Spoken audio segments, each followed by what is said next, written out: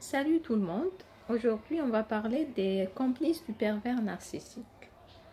Comprendre les complices du pervers narcissique implique souvent de considérer plusieurs aspects. Premièrement, motivation et dynamique de contrôle. Les complices peuvent être motivés par la peur des conséquences et par la manipulation émotionnelle exercée par le pervers narcissique. Ils peuvent également chercher à bénéficier de la relation d'une manière ou d'une autre. On la voit souvent dans le milieu professionnel. Donc, il y a toujours ce pervers narcissique qui est souvent le responsable.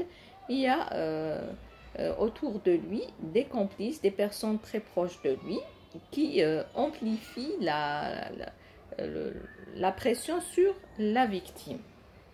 Deuxièmement, manipulation et influence. Les narcissiques ou les pervers narcissiques sont souvent habiles à manipuler les autres pour obtenir ce qu'ils veulent. Les complices peuvent être manipulés pour croire qu'ils n'ont pas d'autre choix que de soutenir le pervers narcissique. Donc, ils sont obligés de le soutenir. Troisièmement, besoin de validation ou de protection.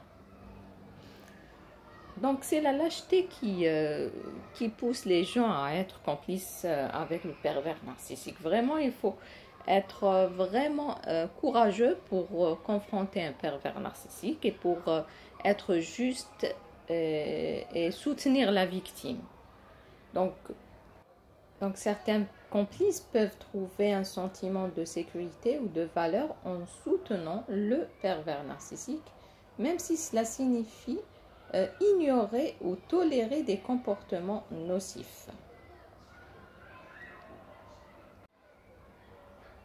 Les victimes des pervers narcissiques refusent ce rôle-là. C'est pour ça qu'elles restent des victimes, une cible, je vais pas dire victime, mais une cible du pervers narcissique. Parce que la victime, une fois qu'elle est consciente de cette situation, donc elle n'est plus victime. Elle subit, c'est vrai, elle subit tout le malheur des pervers narcissiques et la manipulation et toute l'humiliation, etc. Mais elle est consciente de cette situation. Donc elle sort du profil victime. Et la cible du pervers narcissique, elle n'accepte pas d'être complice avec quelqu'un qui fait mal aux gens. Donc en général, le profil d'une victime ou d'une cible d'un pervers narcissique, c'est une personne très pure, très juste, qui aime la justice et qui soutient les gens qui ont besoin d'elle ou en difficulté. C'est ça le schéma. Donc pervers narcissique, complice et la cible ou la victime. Quatrièmement, l'impact psychologique. Les complices peuvent développer une dépendance émotionnelle à l'égard du narcissique ou du pervers narcissique, ce qui peut les empêcher de voir ou d'agir contre les comportements abusifs. Donc, en quelque sorte, ils sont aussi manipulés. Donc, ils subissent aussi la manipulation. Mais ils ont une part de responsabilité aussi. Ce ne sont pas des victimes. Cinquièmement, stratégie de manipulation du narcissique. Les pervers narcissiques utilisent souvent des tactiques comme le gaslighting, faire douter de sa propre perception, ou la projection, donc attribuer ses propres traits négatifs à autrui pour maintenir leur contrôle sur leurs complices. Sixièmement, conséquence à long terme, les relations avec un pervers narcissique peuvent avoir des effets dévastateurs sur les complices, affectant leur estime de soi, leur santé mentale et même leurs relations avec d'autres personnes. Mais certains complices, ils savent très bien comment ils deviennent manipulateurs comme le pervers narcissique. À force de côtoyer ce pervers narcissique, ils deviennent à peu près des manipulateurs comme lui. Donc, l'essentiel pour conserver un poste de travail ou bien ils attendent une promotion. Donc, en comprenant ces dynamiques, il est possible de mieux saisir pourquoi les complices restent engagés dans de telles relations et comment ils peuvent être amenés à changer ou à chercher de l'aide pour se libérer de cette dynamique toxique.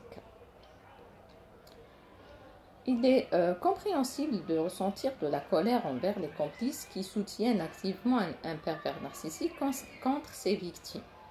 Cependant, il est essentiel de garder à l'esprit que les complices peuvent eux-mêmes être manipulés, intimidés ou conditionnés à agir de cette manière par le pervers narcissique. Donc, voici quelques points à considérer. Donc, premièrement, ils sont manipulés. Donc, il y a de la manipulation et le contrôle. Donc, les complices peuvent être sous l'emprise psychologique du narcissique, ce qui peut les amener à agir contre leur propre jugement. Donc, ici, la différence entre l'emprise exercée sur la victime et sur les complices, c'est que les complices, ils subissent cette emprise d'une manière, je ne vais pas dire positive, dans le sens où le pervers narcissique va leur dire je vais vous donner un poste, je vais vous soutenir pour la promotion, etc. Vous êtes les meilleurs, etc. Le contraire de la victime. La victime, elle essaie toujours de la détruire. Deuxièmement, la peur et l'intimidation. Certains complices peuvent craindre les conséquences de ne pas soutenir le pervers narcissique comme des représailles ou la perte d'une relation ou un intérêt, etc. Donc, c'est la lâcheté toujours, donc la peur, l'intimidation.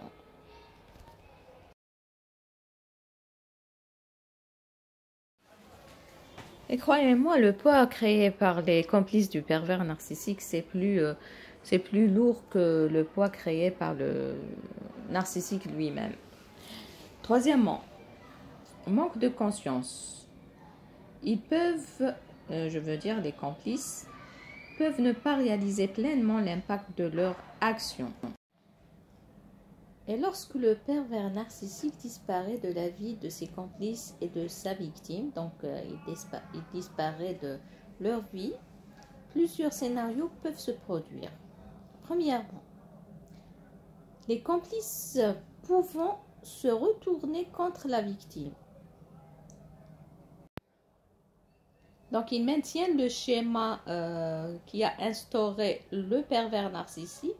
Donc, certains complices pourraient continuer à soutenir le pervers narcissique, même après son départ, en blâmant la victime, en minimisant les abus qu'elle a subis. Donc, c'est un scénario possible. Surtout s'ils ont reçu des bénéfices de la présence du pervers narcissique. Deuxièmement, révélation de la manipulation. Deuxième scénario, donc d'autres complices pourraient réaliser la manipulation et les abus du pervers narcissique. Une fois qu'il est parti, il pourrait alors être enclin à soutenir la victime ou à s'excuser pour leur propre implication. Donc, ça sera une prise de conscience. Troisièmement, soulagement pour la victime. Donc ici, la conséquence pour la victime, c'est sûr, c'est le soulagement. Donc, la disparition du pervers narcissique peut apporter un soulagement. C'est pas peut apporter, hein, il apporte un soulagement à la victime, car elle n'est plus sous son influence directe. Cela peut lui permettre de commencer à se reconstruire et à guérir. Donc, c'est pas notre sujet aujourd'hui, donc l'impact sur la victime, mais on va se concentrer sur les complices. Quatrièmement, changement de dynamique sociale. Sans la présence dominante du PN, les relations entre les victimes et les complices peuvent évoluer de manière imprévisible. Certains pourraient s'éloigner, tandis que d'autres pourraient devenir des alliés. précieux pour la victime.